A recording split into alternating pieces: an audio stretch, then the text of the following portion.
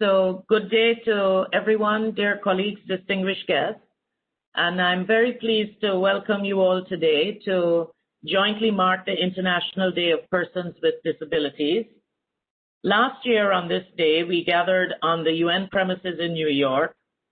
For obvious reasons, this won't be possible this year, but thanks to technology, we are able to connect virtually and can therefore reach many of you who could not previously join us. And thanks to all the colleagues who have made this happen today.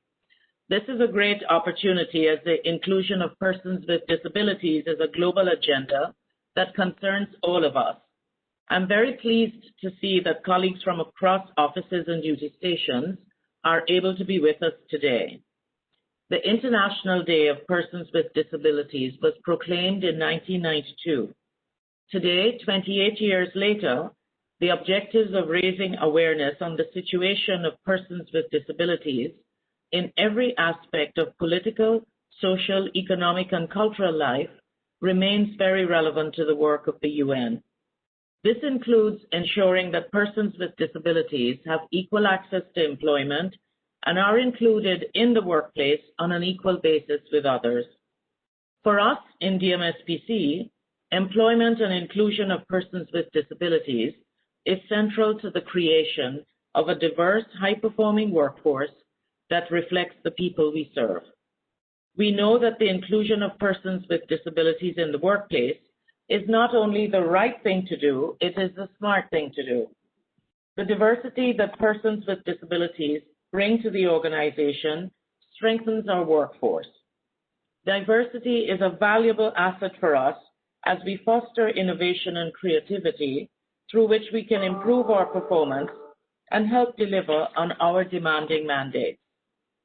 The UN needs to take advantage of the huge pool of talented people with disabilities. At the same time, we also need to ensure that our work environment is such that it supports colleagues with disabilities, where everyone can feel empowered to perform to their full potential. 2020 has been a challenging year in so many ways. The COVID-19 pandemic has profoundly impacted the way that we work.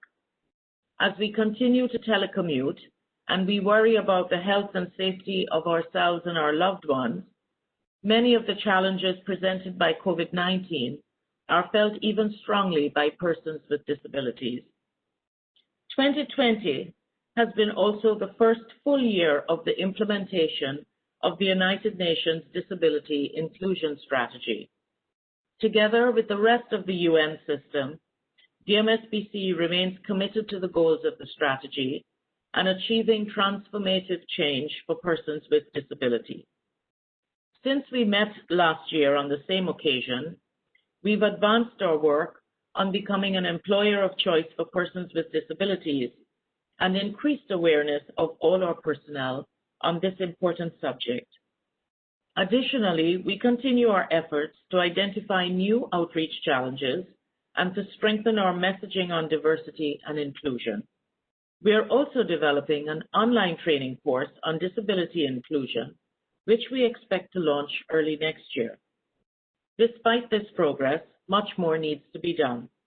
And in the current context of COVID-19, we must be mindful not to create new barriers for persons with disabilities and reverse the progress already made.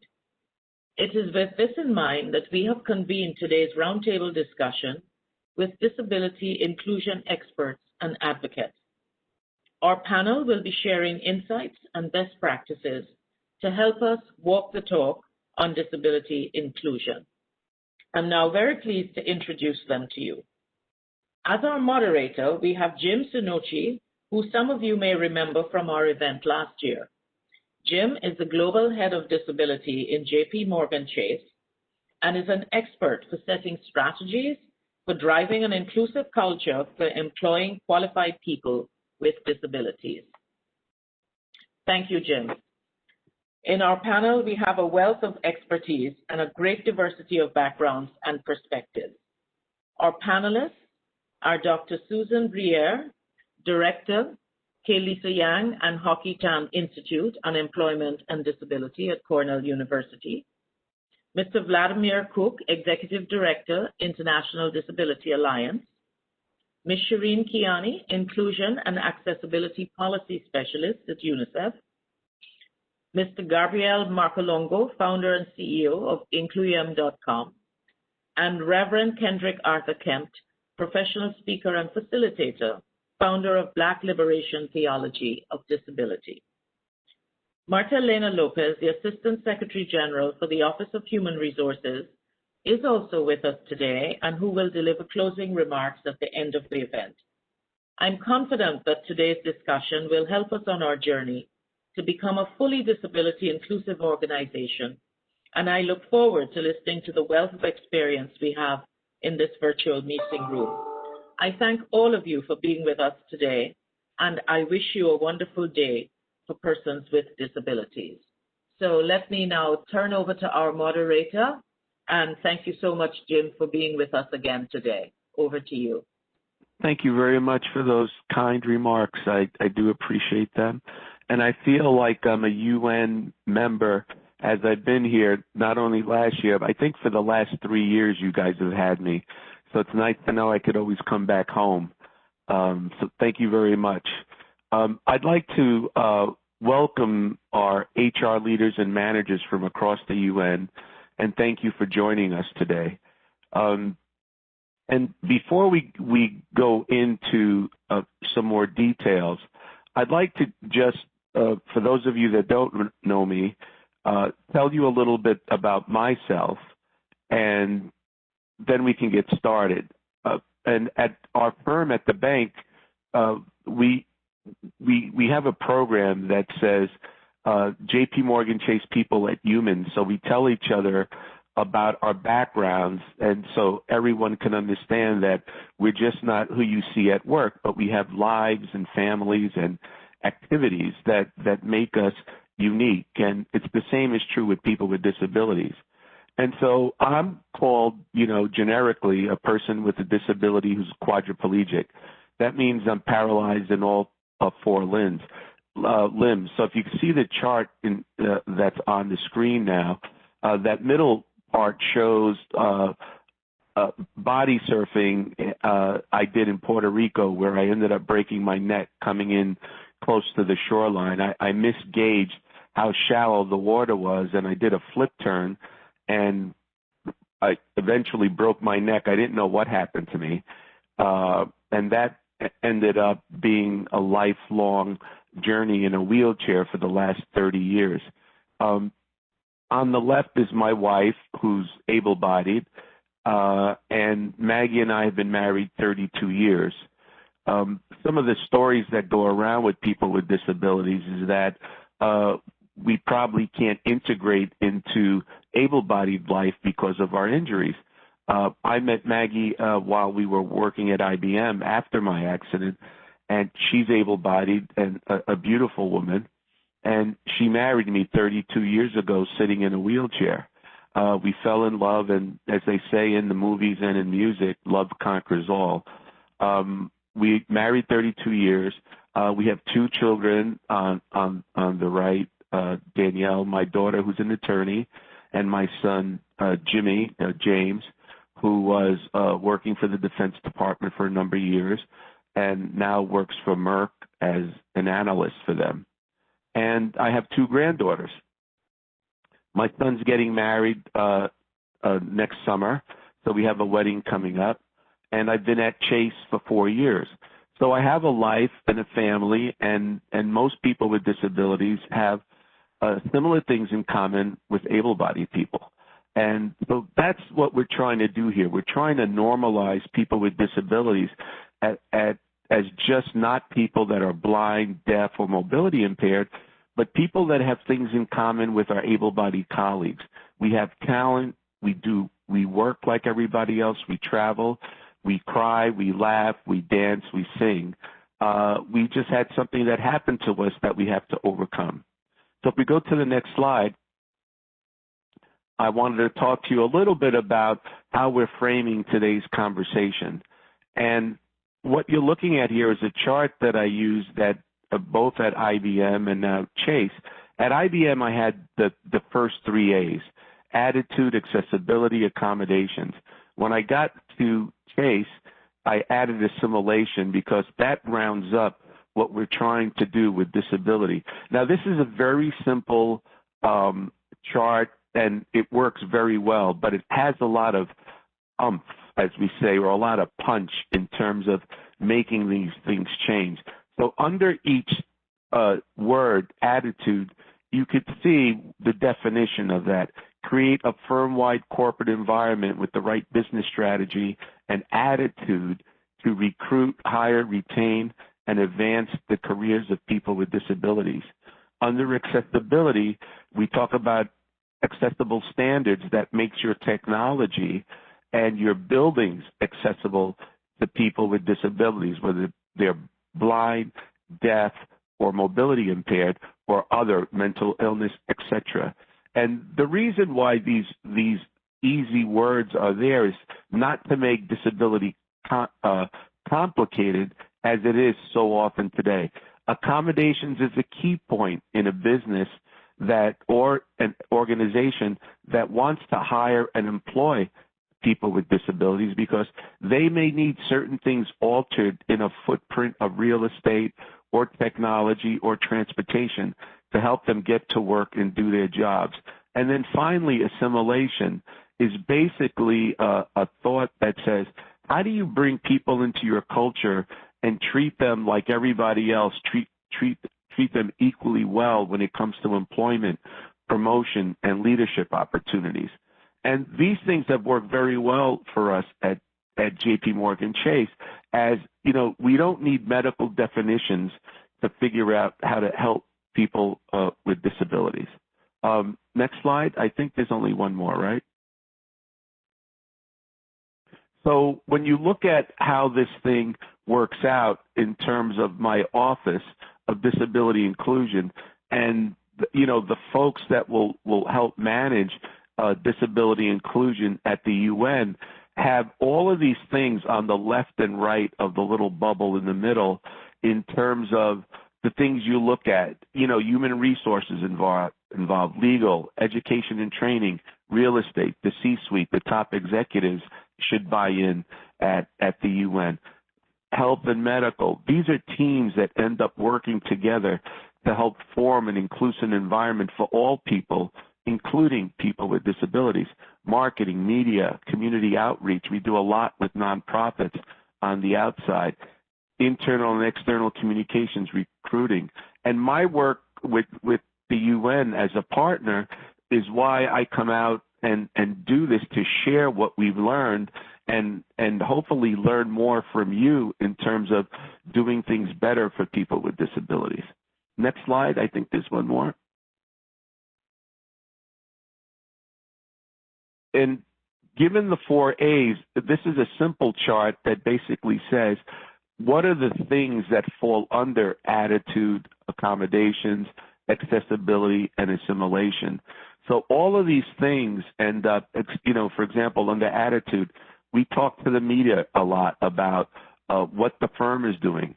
I do speaking events, as I'm doing here with my colleagues, to talk about what we do. And my leadership at the bank once told me, Jim, whatever you teach us here, share it with the world. Because my bank said we want more organizations and more people to become familiar with hiring people with disabilities as talent. And, you know, I use the term people with disabilities as a description, but, you know, their brains carry themselves into our world and they manage people. They come up with ideas. They transact business. And so there's a lot to be said for people who have certain, how should I say it, limitations, but they transcend themselves when they come to work and do jobs. And again, you could take a glance, and these slides are we're happy to share them with you all to take a look at these. And I think that's it for the slides, right? So today we're here because the Secretary General launched the UN Disability Inclusion Strategy in 2019 to set the high-level strategies, direction, and policy framework for the United Nations on disability inclusion. what we're trying to do now, and I think this panel today is unique because I didn't want to lead a team of people with expertise in terms of talking about our experiences and work regarding disability inclusion. So when we talked to Mari and team, we basically said, let's make this a working session in terms of what advice would we want to give with our consultants here today? What advice would we want to give to the UN to help them start their strategy? So this session is about building a plan and a strategy that the UN can adopt in terms of launching their disability strategy. So what we need now is a concrete plan on how the strategy and policy framework can be turned into action, especially in terms of hiring more persons with disabilities and supporting and retaining them. Based on the information provided to me, there are 60 UN entities working in over 190 countries today at the UN, and the UN employs close to 40,000 people. You can have a tremendous role in modeling inclusivity in many of the contexts you work in if you view yourself as a leader in this work. I'd like to introduce you to our four panelists briefly. Again, Suzanne, Sharon, Kendrick, Gabriel, and Vladimir. So today, I think we're doing something uniquely unique. Again, instead of describing what each of us does, we're going to give you our best advice to help you formulate your UN disability strategy, to help you expand your way of thinking regarding disability inclusion, and more than that, executing a strategy. So let's get right to it now. So the first question is going to be directed to all the panelists.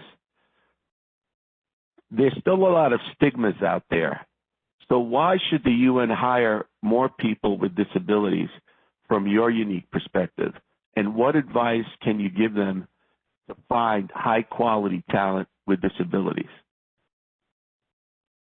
So Sharon, you want to try that?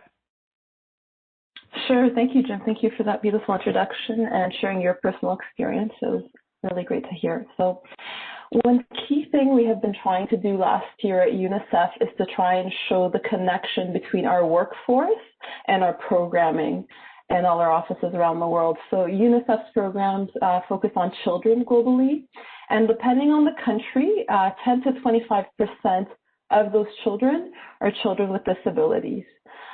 So we need a workforce that mirrors the children that we are serving, because a disability representative workforce will think and design programs from a first-hand experience.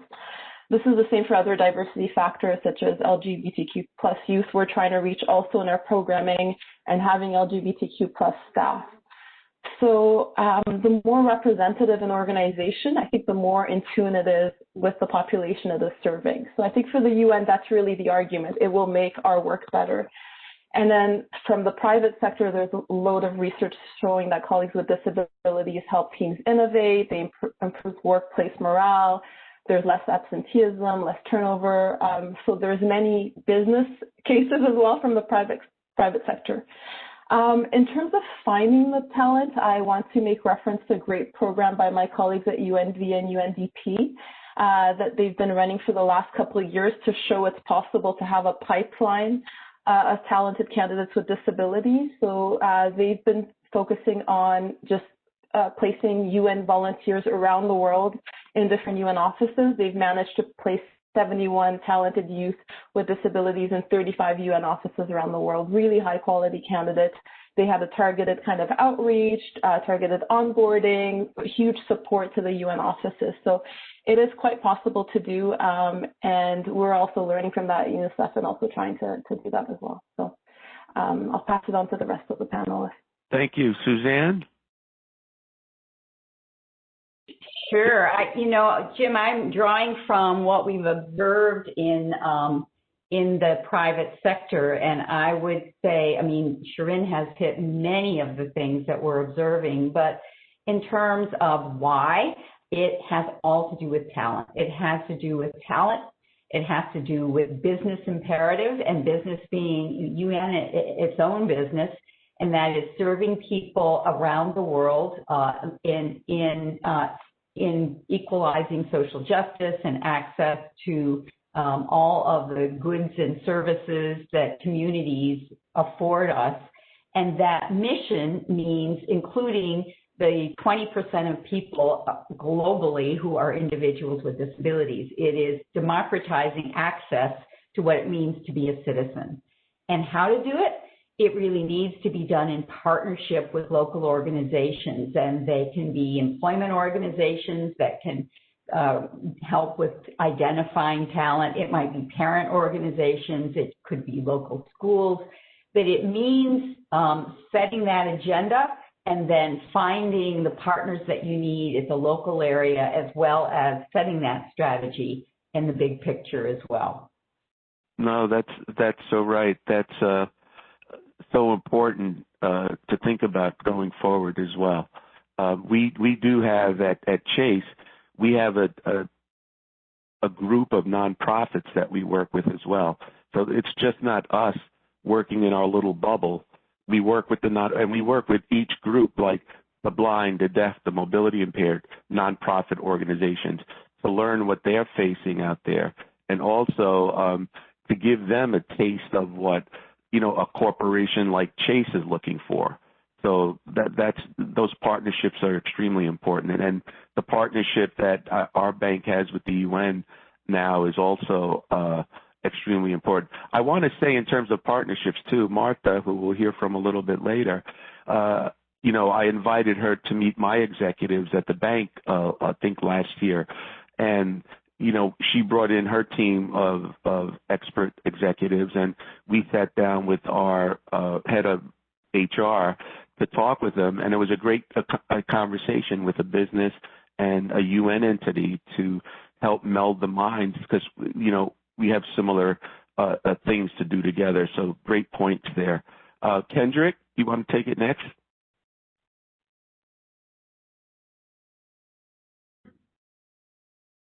Can you hear me? Yes. Yes. I'm glad to be here. I'm honored to be here. Thank you. I know from my own personal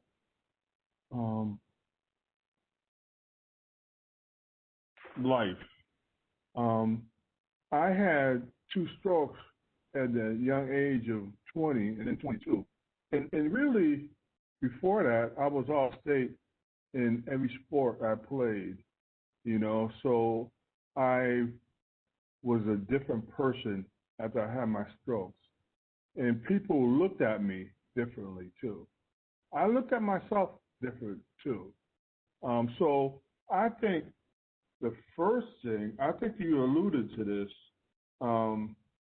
changing the narrative, how we look at people who living with disabilities.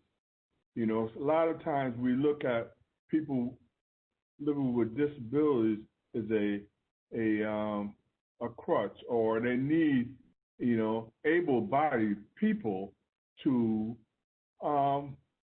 help them, so they really put in a place that they need others to help them. But as the data shows, but with people who live with disabilities come to work on time, they got skills, so it's really a human right for everybody to work, so changing the narrative, that how we look at people living with disabilities is a key point, because it's a system. It's a system just like racism, sexism, and ableism is a system, so really looking at that system and pushing to include everybody in the system. And that's all I want to say right now. No, that's a good point. And your point about being able-bodied at one time in your life, as I was and you were, and then becoming disabled is a transition by itself. It had taken me 5 years to get over, I guess, although you never get over it, get over of losing your able-bodiedness and learn to live with what you had become after your disability, right? Or when you got your disability. And that's something a lot of people don't really think about in terms of, you know, I wasn't born like this. This happened because of an athletic accident, which I was lousy at, actually. So, but it happened. So I think you're spot on there. I think you made some good points. Gabriel, would you take the same question too? Yeah, thank you, Jim. I agree with the other panelists. Again, I would like to start with why. Why is simple? As Catherine mentioned, it's the right thing to do. And also, as Shirin highlighted, there is a lot of business cases covering the benefits of hiring people with disabilities. How to do it? Well, there is no magic formula here. You are looking for high-level profiles, and these profiles are typically not easier to find, having or not a disability. So my advice is to share everywhere that you are looking for the talent of people with disabilities, communicate it with your collaborators, and have everyone in the UN know that it's a priority for you. You are having a lot of collaborators there, so you can definitely spread the word.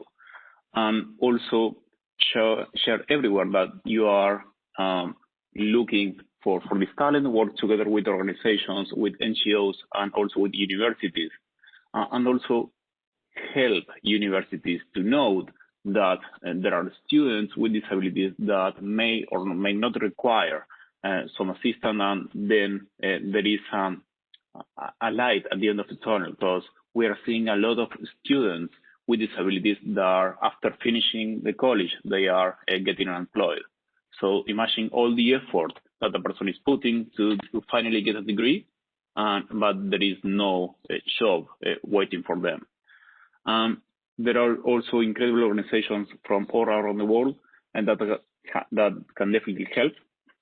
And finally, take advantage of the size of the UN and all the locations that the UN has offices, and also be as flexible as possible and be open to learn along the way.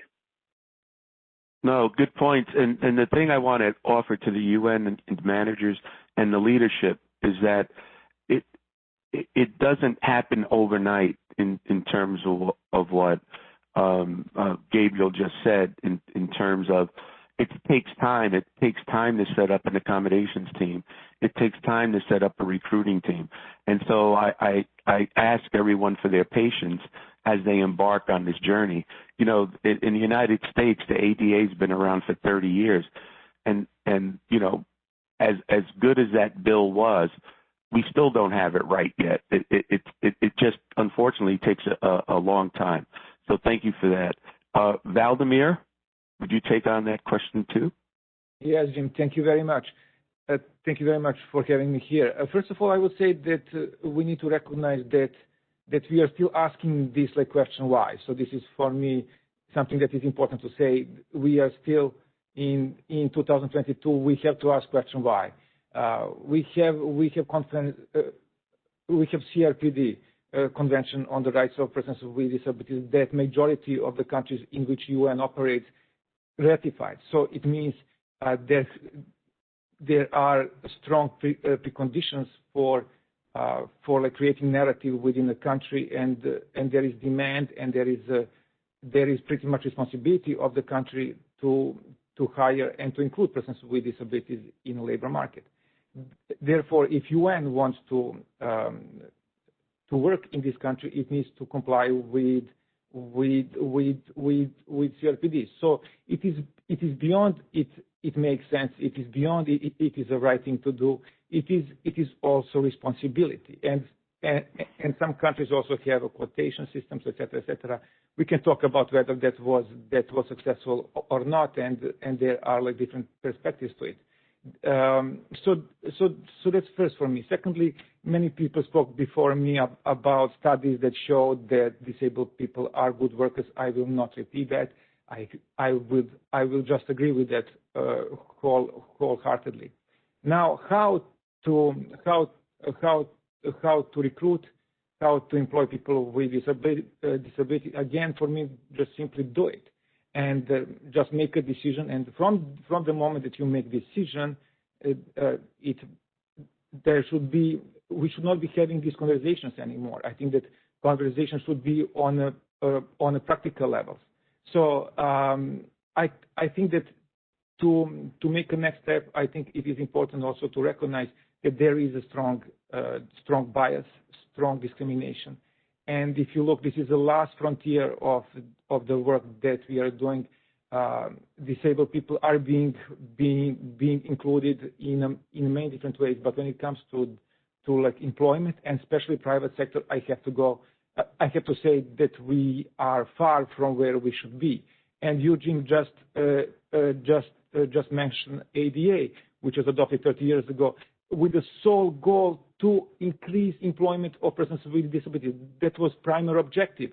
It failed. It went down actually from a moment that was adopted until 20 some like years later. So it speaks that we need to deal with this strong bias.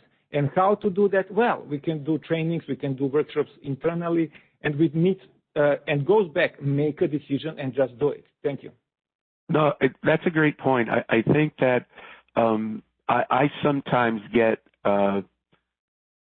in heated debates, let me call it that, when I tell my community, I go, look, we who have disabilities have to make our able-bodied colleagues comfortable with us. And my reason, and I say, Jim, someone says to me, Jim, that's not true. I don't care what they think of me, and that's a lot of, I don't have to make any more effort. But you could say that. I mean, in the ideal world, that could be true. But the able-bodied people sometimes don't understand what our disability is. Is it something they can catch? Are they going to be politically incorrect? So I do my best to make sure that they're comfortable with me, because if I can't make people feel comfortable with me, how can I do my work? How can I be included in an organization such as the United Nations? So there's some responsibility on people with disabilities as well as our able-bodied colleagues, right? So that's a two-way street. And you just, got that thought into my head in terms of the attitudinal thing. But we have a role to play, too, as people with disabilities. And a manager at the UN should expect the person with a disability to carry him or herself the way anyone would in a work environment. Jim, can I just take the floor for Sure. 1 short second? I forgot to say something. To really achieve this, what we are talking about, I think a partnership with organizations of persons with disabilities is needed, because then we can develop these trainings, we can work and really advance and set up mechanisms and help with the recruitment also. Outreach can be made very strongly through these organizations which exist in every country of the world and in some countries for more than 100 years. So it's really this is the best practical ways. Sorry, no, I forgot to mention it. That's okay. Thank you. I forget all the time. I'm over 60, so that happens. So the next question, Sharon, is go back to your work in the UN. How can the UN ensure that there are no barriers in the recruitment process? For example, there are 6 official languages at the UN. For job applicants who are deaf, for example, does the UN have the capacity to provide interpreters for candidates in their native language, as one example of an accommodation?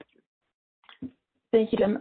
So as we mentioned earlier, the UN is a big system with many facets. It will depend on the UN agency, the country where the person is applying, but essentially yes, I think it is possible, and it is something we are trying to work towards as a UN and help each other out between different agencies. So there are many intermediary steps for a deaf job applicant to be able to have a good recruitment experience. So I just want to touch upon those steps and how UNICEF has tried to address them to make sure it's not a messy, uncomfortable experience for everyone. So long before that job applicant who is deaf comes, we need to have a reasonable accommodation process clarified, and it needs to be well communicated to our HR officers on the front line so they know if someone comes to request this for a written test or for an interview, what's the pathway. So in our headquarters, we've done a whole bunch of sessions and webinars with different regions around the world, so the offices have an idea of who they can seek out for support, and that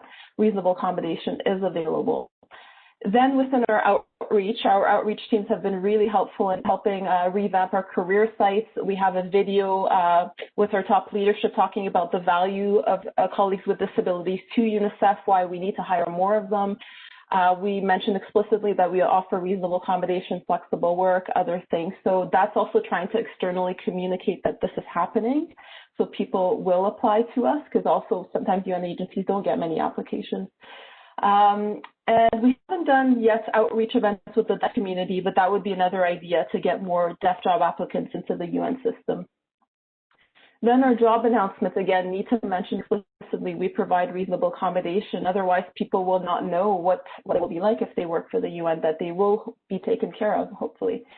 In our job announcements, for example, UNICEF Afghanistan has made their office accessible, added an elevator. We're also mentioning that so people know if they have a mobility issue and they need an elevator, we provide that.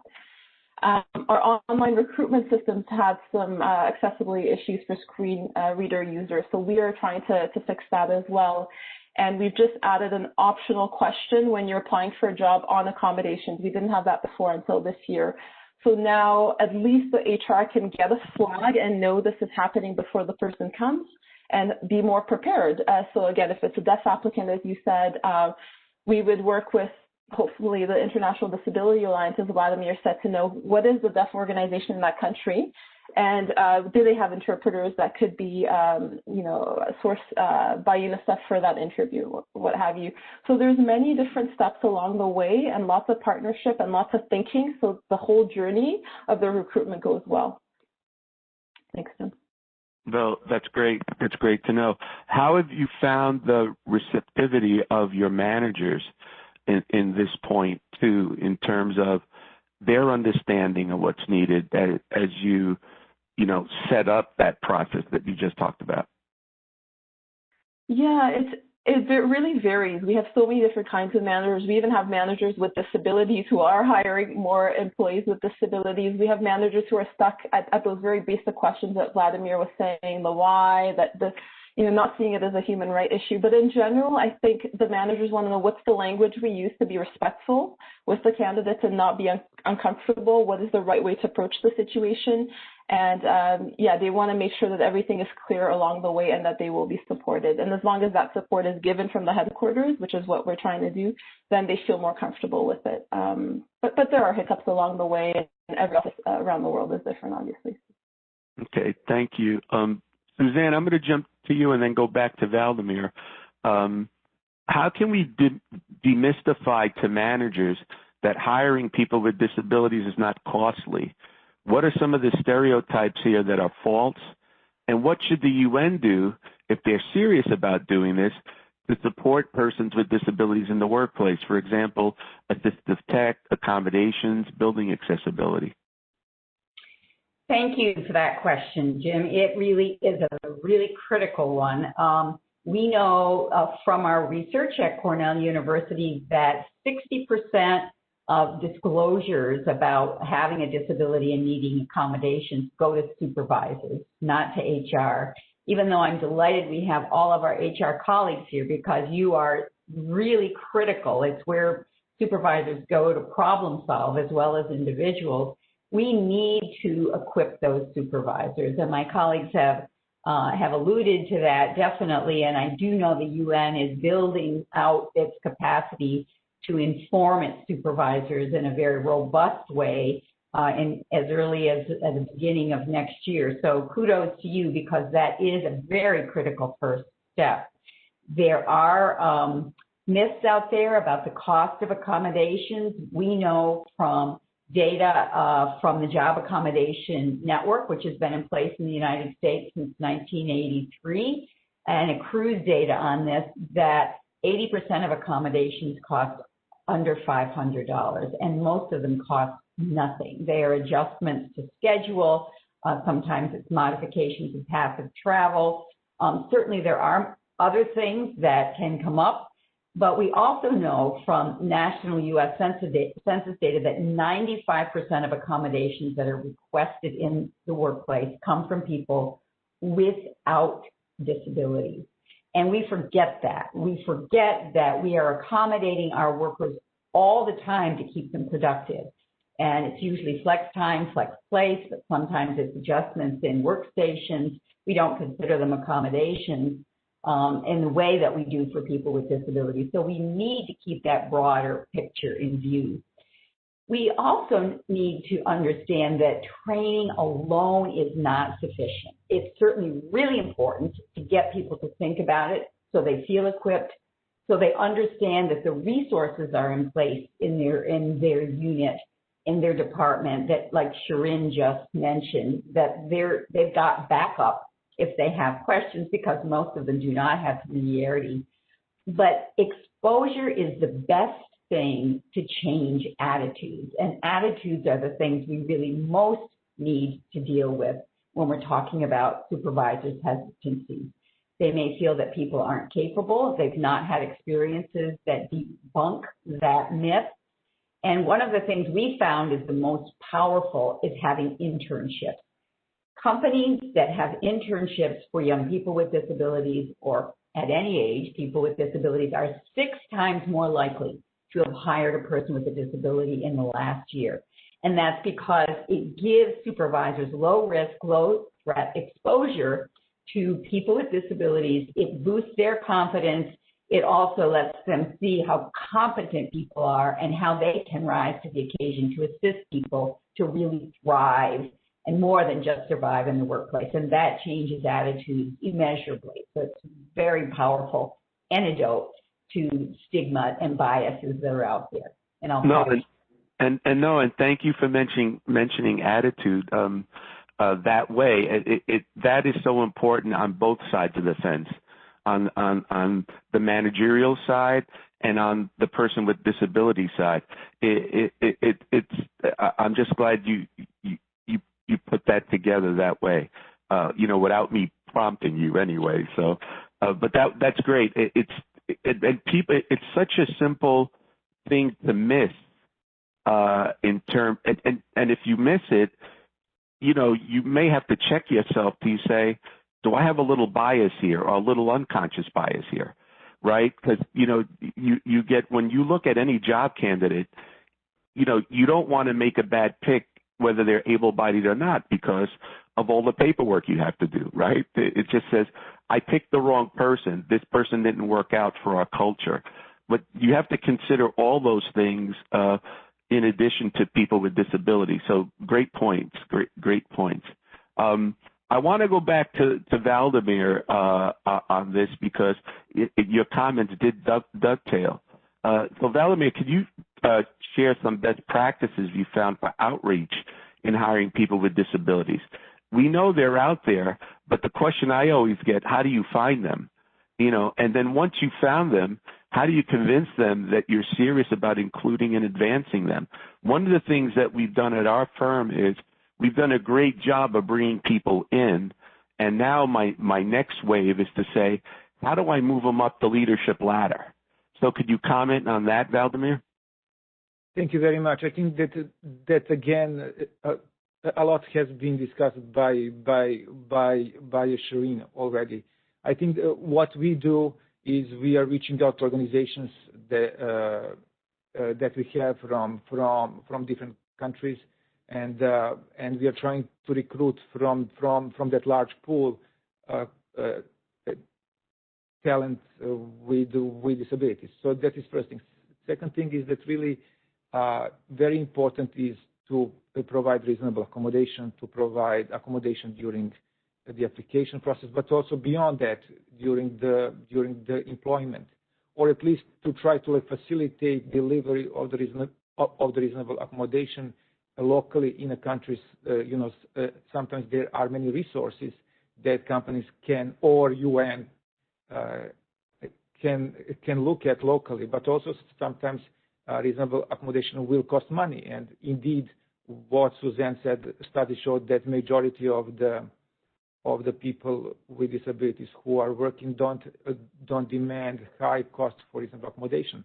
But that also means another thing, that people who have more bigger disabilities, severe disabilities, they don't work. So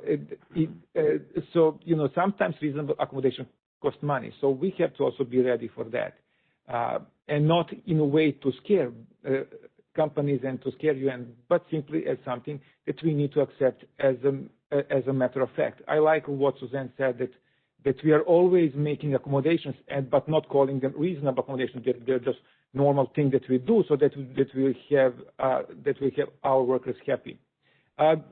Important also is to keep, like I said, to sustain these reasonable accommodation policies in place throughout the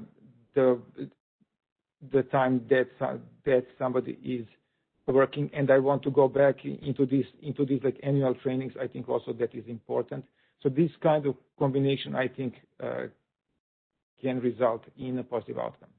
No, and look, I want to, you're spot on with all of it. I just want to let the UN know, and other folks know as they take back these learnings, is that when I was at IBM, we had a $2 million budget for accommodations around the world. And so at the bank, we have a rich accommodations plan also for our 250,000 people around the world. What's happened in the last few years is that accommodations now are even, the mask, the I-95 mask we have to, or the N95 mask we have to wear now for COVID, and the shields. We also do modifications in terms of, at IBM when I was there, we didn't talk about ergonomic furniture. Now ergonomic furniture is in play in the United States under OSHA, where people are asking for that, the sit-stand desks. So, budgets could be fluid with this stuff. Most accommodations are not expensive, but when you have a population of 40,000 people, or as we do, 250,000 people, accommodations can get pricey. However, you've got to balance that against legal lawsuits if you don't provide an accommodation or do something wrong. And so there's always a balance with accommodations. Again, as you stated and as Suzanne stated, accommodations can cost less than $100 in most cases, but sometimes I'm not going to fudge on the money. It could get expensive depending on how big your organization is, right? So if you're a shop owner at a store and you have to put in the curb cut, well, that'll cost a few $100s, right? With gravel and concrete and labor. But accommodations can get pricey as well, so it's smart to budget for that as well, especially when you work on around the world. So Kendrick, I want to go to you next. There's a lot of talk today in the diversity world, even at my bank, on the concept of intersectionality, of disability inclusion with women, blacks, Hispanics, and everyone else. So it's an important topic from so many different aspects. But people with disabilities still seem to be an afterthought. Do you see that in your work? And what about people with disabilities who face multiple barriers, racial, sexual preferences, and religions? How do you see intersectionality playing out today in the world and at the UN?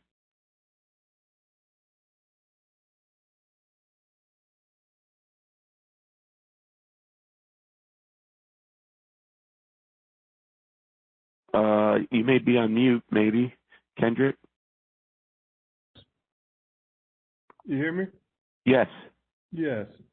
Thanks for the question.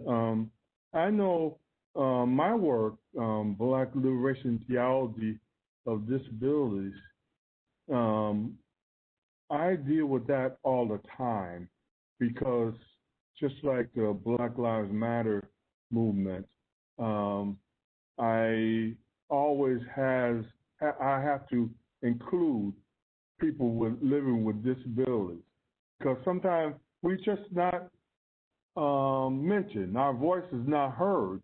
So I make sure me and my colleagues, the people I know, to raise our voices. It's a slow, it's slowly, but we got to do it. Sometimes we can't rely on others to do that work. But it's important work, making sure I'm including people with disabilities, living with disabilities in the conversations, just like Native Americans. A lot of times it's not even mentioned. They're not even invited to the conversations. So I have to step back really and check myself per se, and model what I'm talking about. I gotta model it all the time and have an open mind. If I get something wrong, just say it. I'm glad United Nations taking this on, modeling inclusion. A lot of times, it's easier to step away when it's hard. Right. When hey, Kendrick, hard. But let me ask you this one too. I think you're alluding to it. I'm not sure, but you say it's hard, but do people just forget, or do you think it's more deliberate? I think and I think some people forget. But disabilities was always with us. I think people try to forget it because it's right close to us. People living with disabilities, everybody knows people living with disabilities. And a lot of times it's we don't fit the prototype per se. And some people try to shy away from that. Especially able-bodied people, they try to stay because our livelihood is involved with that too, right? Our friends, our family, our jobs, this prototype of normalcy, is so ingrained in our system. We would our people we love who live with a disability because of that. Right. And just having those conversations. I remember 10 to 15 years ago, we wouldn't be talking. We would have no conversations like this. The stigma was so great around disabilities. And we don't have the conversations. Some disabilities are seen as all right. We will talk about, but some disabilities is still got a big stigma. They need us to do for them. And I think that Suzanne's work on training is so important for managers, given this issue. This intersectionality is it's a nice term, but you really have to think through it to get it done. And with the right training, it'll remind people that there's a topic there called intersectionality, and what that basically means is that there's a number of people in diverse organizations that are diverse, and you can meet in the middle and find out, at least in my view, that you'll find out you have more in common than not. But you have to think not in your own stovepipe, not in your own Black group, Hispanic group, Italian group, women group, GLBT group. You've got to think that, there's a lot of connections being made with us as a human race, and we tend to forget that for some reason. But we doing good work, though. Yep, I agree with that, too. But it's going too slow for me. So. But we need to do more work around this.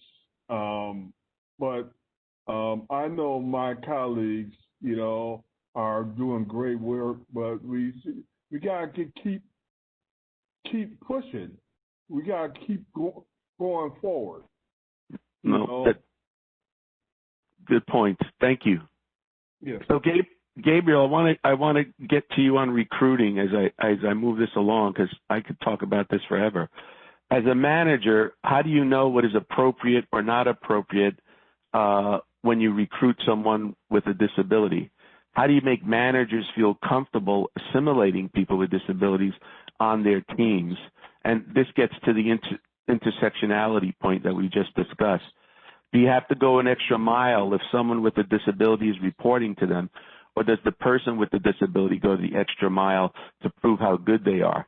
I guess, how do you meet in the middle, right? Sure. I think that we need to shift the focus from a barrier-first perspective to an opportunities-first perspective.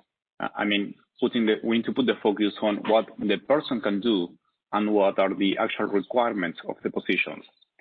Sometimes we find a copy-paste culture of job requirements that once we talk with managers, 50% of these requirements are not needed at all. So another piece of advice to managers is to not be afraid to ask. Feel free to ask the person if any reasonable accommodation is needed. Do not assume that a person with a disability requires help. If help is needed, please do not think that we know how to help. Always ask the person. We are talking about people, so people are diverse, and disability is only a condition of a person. So two persons with the same disability may require different adjustments or even no adjustments at all.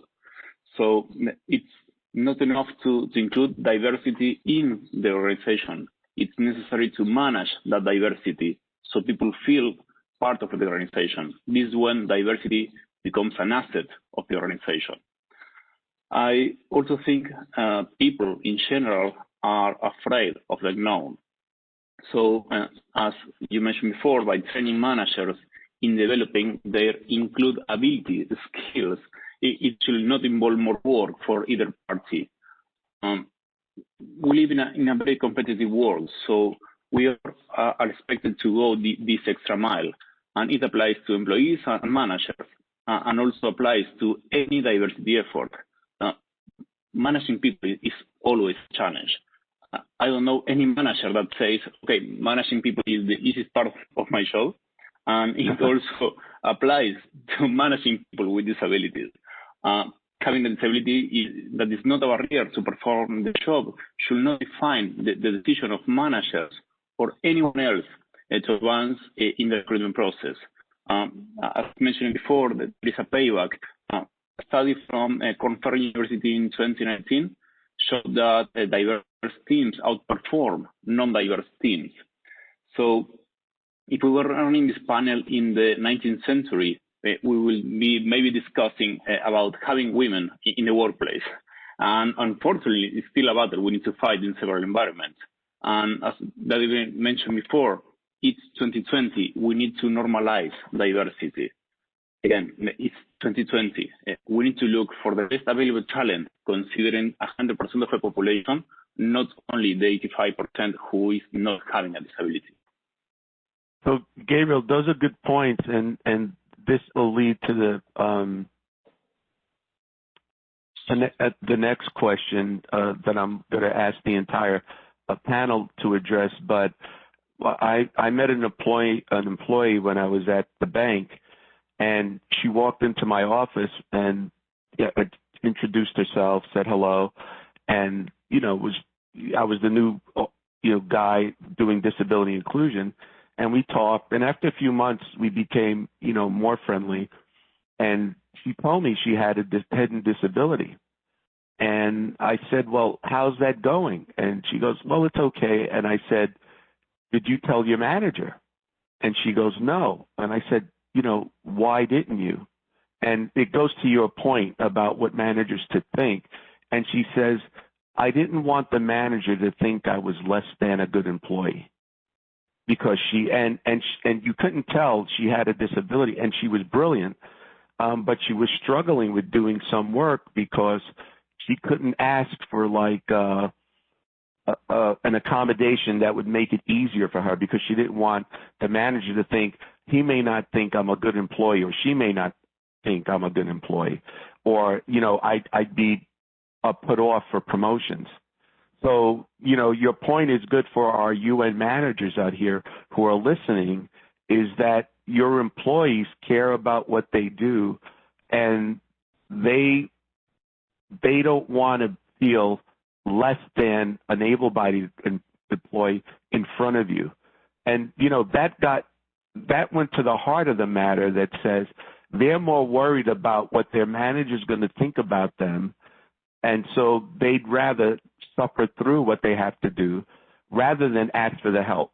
And we've got to create that environment as managers for people to say, tell us what you need so you can do the best job possible, not only for you, but for the people, in this company, right? So that's what, that gets to the heart of what you just said. And I hope the managers who are listening to us acknowledge that. I think so. Thank you for that. The next question is for the entire panel concerning mental illness, which is considered an invisible disability. CNN just reported that in Japan, more people died from suicide last month than from COVID-19 in all of 2020. When a manager suspects that a mental health issue may be impacting their employees' performance, what should they do? What are your thoughts, given the fact that some cultures still don't like to talk about it? And so, Gabriel, we'll start with you, and then we'll go to the rest of the panel, since I got you on screen. Sure. As you mentioned, it's one of the biggest issues, and we find this issue in several organizations. And it's always hard to ask, and sometimes it's a taboo topic. So first of all, you need to create, as mentioned before, a trusting environment.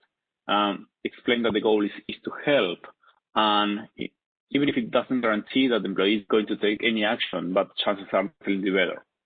So in similar situations, we recommend having maybe a third-party psychologist or a specialized organization to support here the company and both the manager and the employee, and trying to address the issue in a confidential manner. It usually helps to create this safety environment and try to put their best in order to understand which are the needs of the person.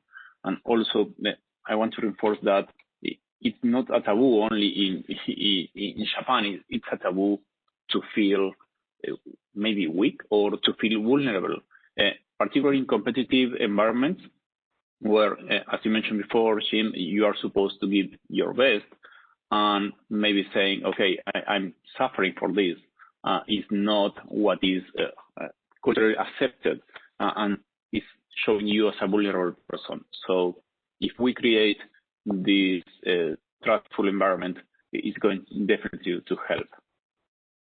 Okay, good. Thank you. Valdemir, you want to take that next? Yeah, thank you very much, Jim. I agree. This is the most difficult conversation that we can have, because the discrimination and the prejudice towards persons with psychosocial disabilities are really very strong, and not in some cultures, I believe majority, or if not like all cultures. So it's really something that we have to recognize. And again, I like what Gabriel said. Maybe I should be speaking always after Gabriel. This is a good idea. That we need to create this like welcoming environment, these like supporting environments, because without conversations, without questions asked, without knowing that somebody has a disability or psychosocial disability, there cannot be any progress made. We can assume, but you cannot assume if you don't know really what you need to address. I know that, for example, in the past we had situations in which we just had to change, for example, room, like office space for a person. So from working from particular office to move to like different office, it changed everything. It changed performance. It changed the satisfaction level, etc., etc. So sometimes for a person with psychosocial disabilities, presence of many other people in a room, or other like stress like risks factors can be very important. So, but again, without creating environment, without talking about this openly, without managers that really understand the disability, that want to make this paradigm shift, because we are talking about massive paradigm shift within every organization. So this has to happen in order to achieve this. So again, I would say the best way is to work with organizations or persons with disabilities as a starting point, and then from there on, we can see what are the next steps. There are more and more actually networks of organizations or persons with psychosocial disabilities. There is, for example, TCI Asia Pacific, or like World Network of Users and Survivors of Psychiatry. There are many more and more networks that will be able to respond and support, as well as to find good like resources in these regards. Yeah, it is. It's a tough cookie. Suzanne, can you take it on next? Sure. And, I agree with everything that is said. I think overarchingly, one of the top things to do, people get in trouble because disclosure is such an issue. There is so much stigma. People assume that they cannot say that they're struggling. So I think normalizing mental health as a part of good health generally is the best thing an organization can do, is talk about it before it becomes a problem for the individual and for the organization. Make the resources available, talk about the fact that this is just as important as going to the gym, and eating well is taking good care of your mental health, and promote the resources that are available. Don't make employee assistance programs for the sick and the debilitated emotionally. Make it a part of good health and make those resources visible and readily available in the organization. And where there are champions or people who have struggled with mental health, it is inordinately helpful for them to acknowledge that and to talk about how important it is to let people know that you need that support and get the help you need. So it's possible to change the culture. It just needs to be consistent messaging that normalizes mental health in the scheme of human health more broadly. No, it's hard, and we've been able to. We started our program about 2 years ago, and we have testimonials now worldwide from people from India, Japan, South America, etc., coming out and talking about this. And we found it to be very helpful for the culture in terms of normalizing this. And remember, mental health is an unseen disability. So great point.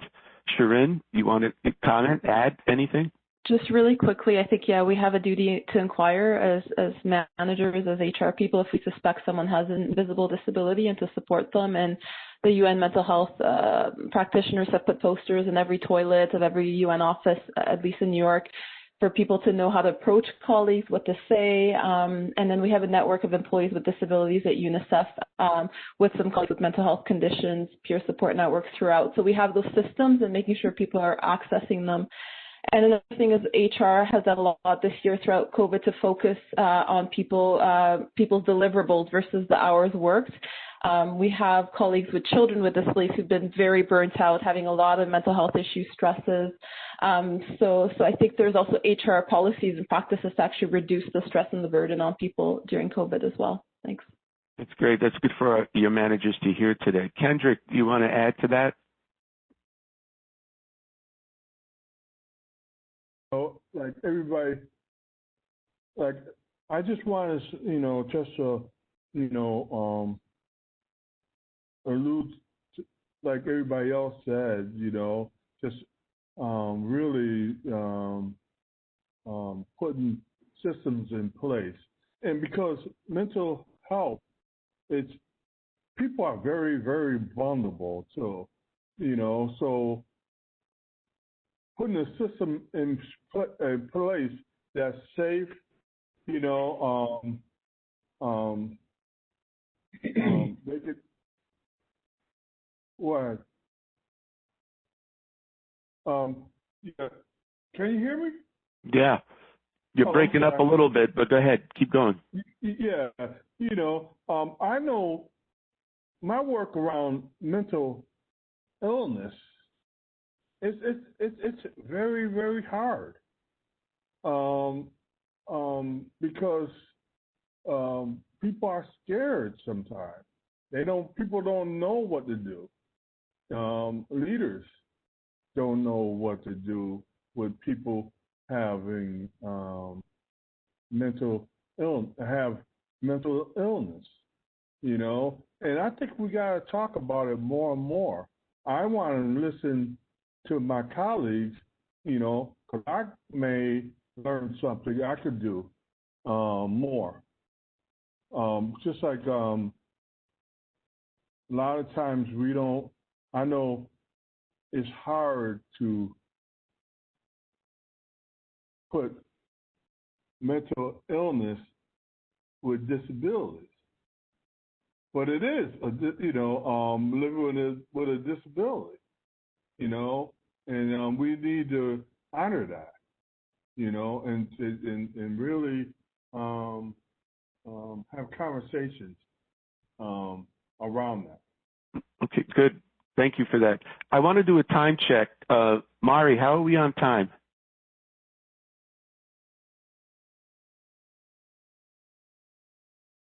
We have, Jim, we have about 15 minutes before we have to close sharply at 10:30.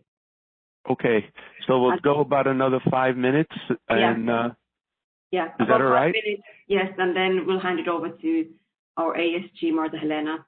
Okay, that would be great. I don't want to take time away from her. Thank you. Thanks, Jim.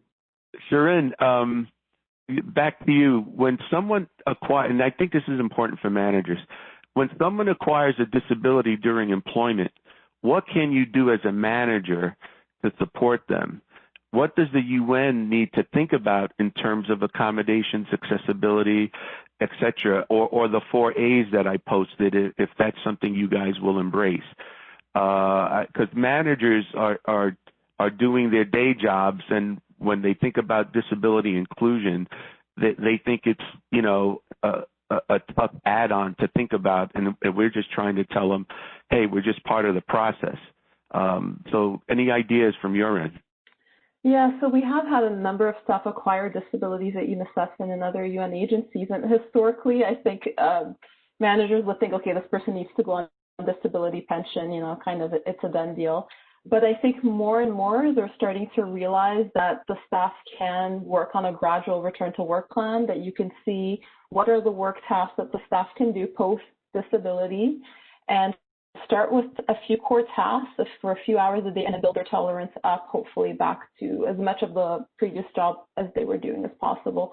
So I think it's still kind of a new thing that people are getting comfortable with, but it is catching on more and more. So I have been working on a few gradual return to work plans with colleagues who were off on sick leave for various reasons, for 6 months and then just trying to demonstrate seeing the stuff. It's good for us, it's good for the employee, and a lot of colleagues can come back. So I think it's having those templates in place and really talking with the employee member on what they can do.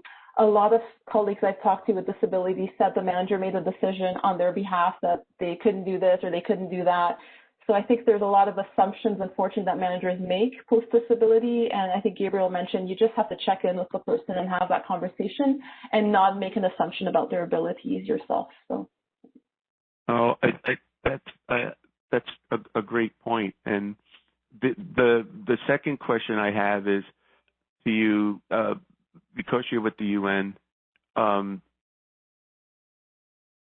do you think the UN is poised, even with this advice, to move forward in terms of, what do you think of the buy-in at the UN in terms of doing this at the manager level? Are they nervous about it? Are they wondering, is it going to be more work than they thought? How are you guys thinking about integrating this? We're integrating it on a case-by-case, slow basis, not on a large scale. And again, I think it depends from manager to manager.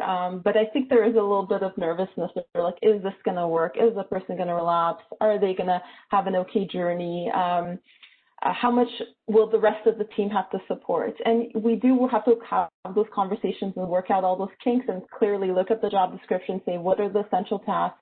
Can you do some of these? Can you work towards these? And then show to the manager, yes, the employee can. And if they can't, then we have to think of another scenario. But it's demystifying it, teasing it apart, looking at tasks, seeing if a temporary consultant or someone else could be hired while the staff is in recovery, like having all those support systems. So they're not fully established and entrenched, but there are some cases we're working on where there is success. And I think it just shows that we're a more caring organization, so we're trying to promote it that way, right? Not results at all costs, but UNICEF, one of our values is caring, and we're always talking about how can we demonstrate care to our employees, to our managers as well, and to other colleagues. So having all of that package of care. Yeah, I want to ask you one last question here for the panel and thank the panelists. Before I kick it back to Mary, I want to give Martha some time here.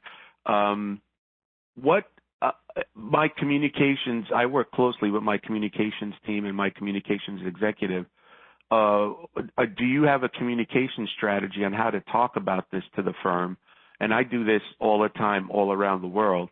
Do you have plans in place in a way to talk to this, send out the right messages, send out the right success stories? Is that being built into your plan as you think about adapting disability inclusion as a policy?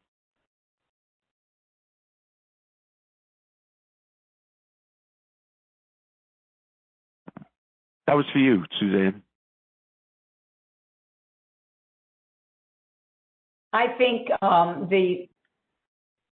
the big thing is it needs to be a multi-tiered strategy, and that is, first of all, messaging from the top is absolutely critical, and the strategic imperative that's been adapted in the last year really is the place to start. Messaging from the top that says, this is us, this is who we are now, this is who we're going to be in phase going forward, and consistently sending that by layering it throughout the organization, with disability being a part of all the equity considerations.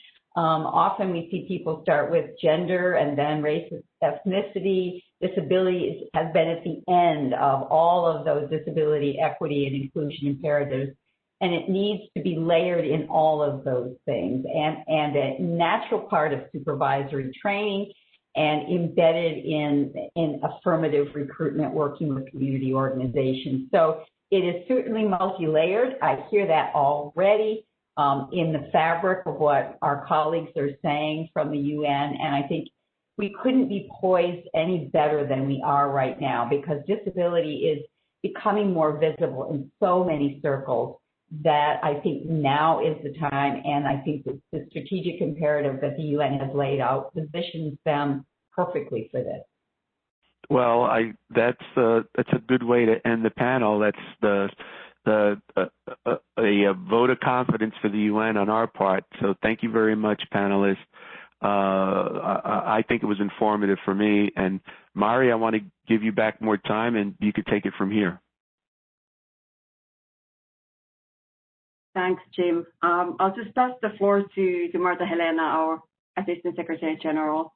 Marta, over to you.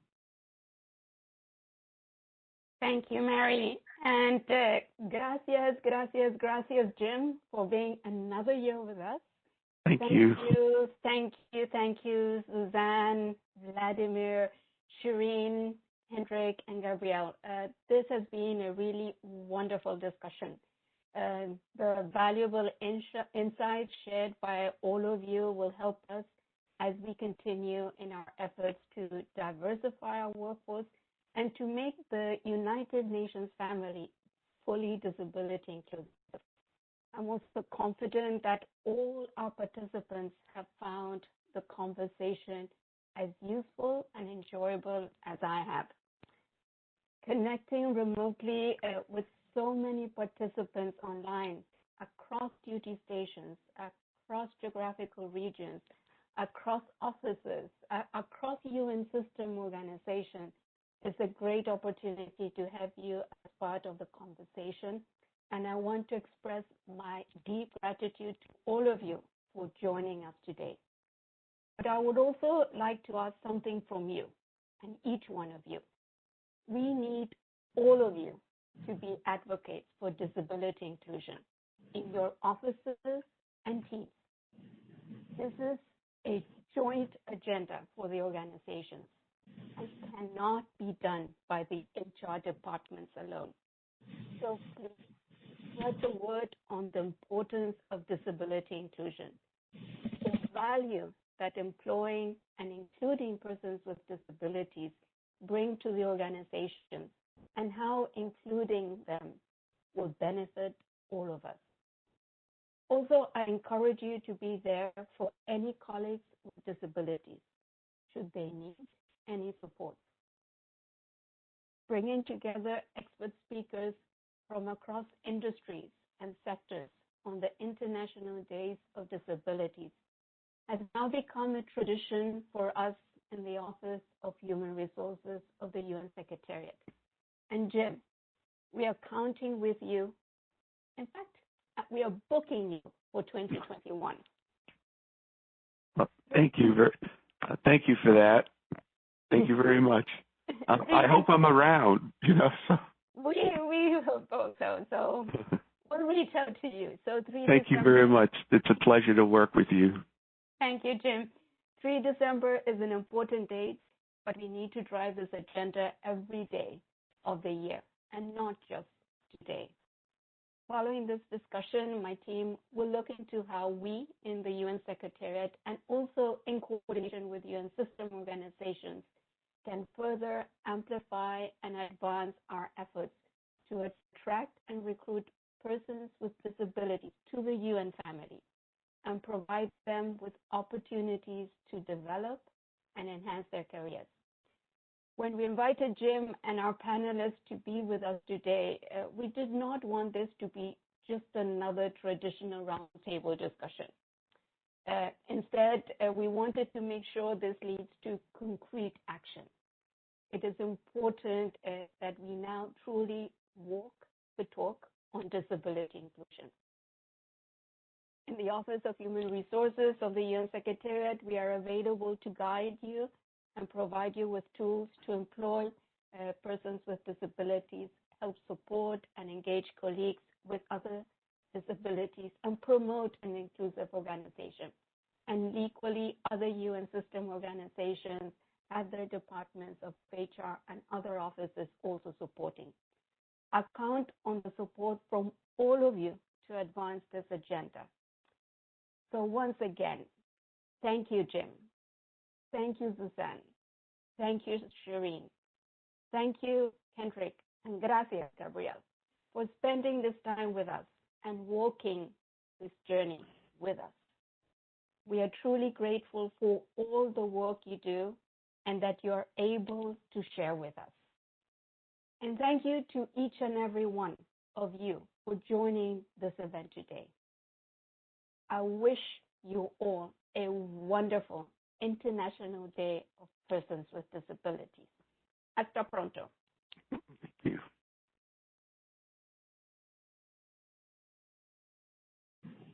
Thank you, Marta Helena.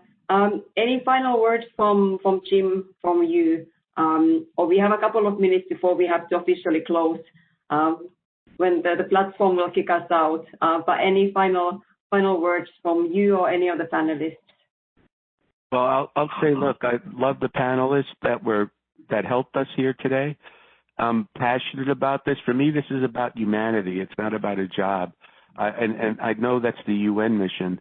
If we could help humanity just become a little better in terms of how people are treated, and given our technology and our education around this area, there's no reason why we can't normalize disability inclusion as something that we can get rid of the words disability inclusion. It's just people who are people and trying to contribute as best they can. That's my hope for anything that we do here.